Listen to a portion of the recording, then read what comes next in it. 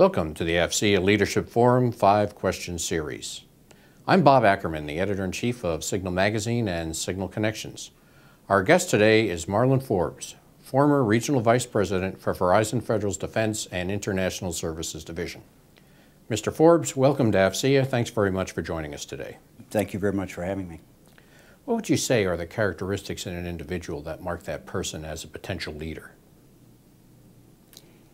You know, in interviewing people for lots and lots of positions over the years, the things that I look for is do they have the capability to develop a vision, a long-term vision that will really feed inspirational and aspirational goals of the organization? Are they a communicator? And I'd say the last thing is, are they curious? The idea of any organization is to grow. We're in a period now of great change everywhere. And I think the leaders that are going to take us forward are those that have a vision, that can communicate sensitively, and that can really connect with the people that work with them. What is the most important skill for a leader? Well, I think there's a lot of them that can really make you successful, really depending upon the level that you're sort of serving at. You know, as you kind of start out as more of the organizational skills, being able to determine what it is that needs to be done, and then what it takes to make that happen. I think you sort of move up the ladder a little bit to more of the executive levels. It sort of goes back to what I look for in junior leaders. Is there a vision for the organization? Because I think without that, it simply doesn't work. Can it be communicated really accurately to the people? Can you get the people really on board to really make them do things that they never thought that they could accomplish on their own? And it's really sort of putting the human dimension in touch with that in order to make that really work for the organization. When do you know your leadership style is working? What are the indicators?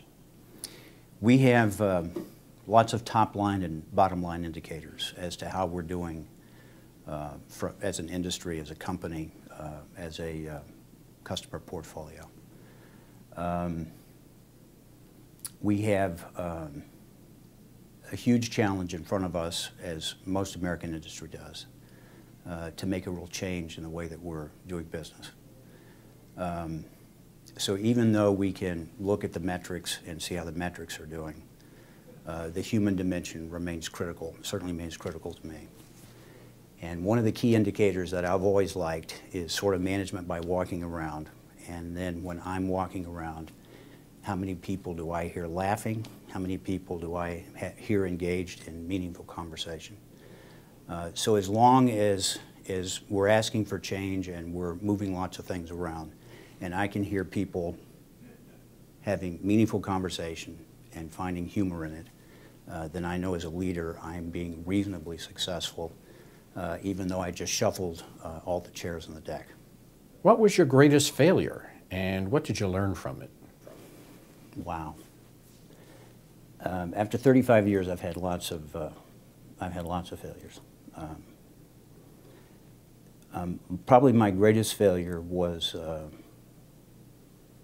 asking the organization to do some things that it really was not equipped to do, was not prepared to do, and really came very close to failure. The thing that I learned from that, the greatest thing I learned from that really was to take responsibility for really all aspects of leadership. It wasn't anything that I could blame on anyone else. I was the one that asked the organization to step up to it. I was culpable, and it is in those failures that really I learned the greatest lessons for me going forward. Who are your heroes? Well, I have really two of them that I look at a lot.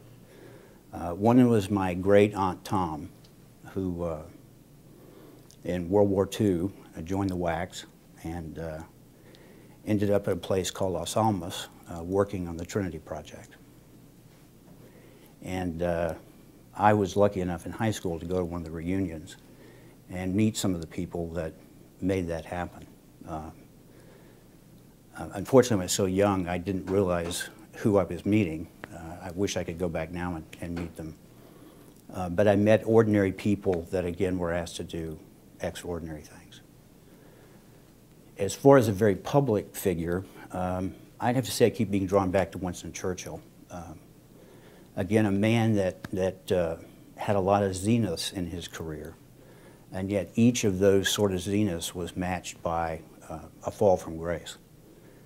And yet, each time he managed to pick himself up, dust himself off, and I think he's arguably one of the greatest leaders of the 20th century.